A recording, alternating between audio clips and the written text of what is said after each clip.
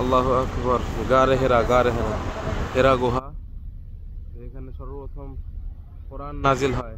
বিসমিল্লাহির রহমানির রহিম। ইকরা বিসমি রাব্বিকাল্লাযী খালাক, খালাকাল ইনসানা মিন আলাক। ইকরা ওয়া রাব্বুকাল আকরাম আল্লাযী আল্লামা বিল কলম আল্লামাল ইনসানা মা লাম ইয়ালাম। মোট 5টা আয়াত নাজিল হয় সর্বপ্রথম। এই সেই গারে হেরা। এখানে আল্লাহ রাসূল সাল্লাল্লাহু আলাইহি ওয়াসাল্লাম ধ্যান করতেন। এখানে বসে উনি ওনার কওমদের ব্যাপারে চিন্তা ভাবনা করতেন। সেই কালো সময়, আরবের সেই কালো সময় যখন নারীদেরকে জিন্দা কবর দেওয়া হইতো এবং চারিদিকে মদ, শরাব এই সমস্ত জিনিস দিয়ে ভরে গেল। তো আল্লাহ রাসূল সাল্লাল্লাহু আলাইহি ওয়াসাল্লাম তার জাতির বা মানুষের এই সমস্ত খারাপ বিষয়গুলোকে আল্লাহ রাসূল সাল্লাল্লাহু আলাইহি ওয়াসাল্লাম চিন্তা করতেন যে এইগুলাকে কীভাবে সলিউশন করা যায়, কীভাবে ভালো করা যায়। তখন আল্লাহ পাক রব্বুল আলামিন সর্বপ্রথম এই সেই পাহাড়, যেই পাহাড়ে আল্লাহ পাক রব্বুল আলামিন কোরআন নাজিল করে বা আল্লাহ রাসূল সাল্লাল্লাহু আলাইহি ওয়াসাল্লামকে নবুয়ত প্রাপ্তি হয় আল্লাহ রাসূল সাল্লাল্লাহু আলাইহি ওয়াসাল্লামের।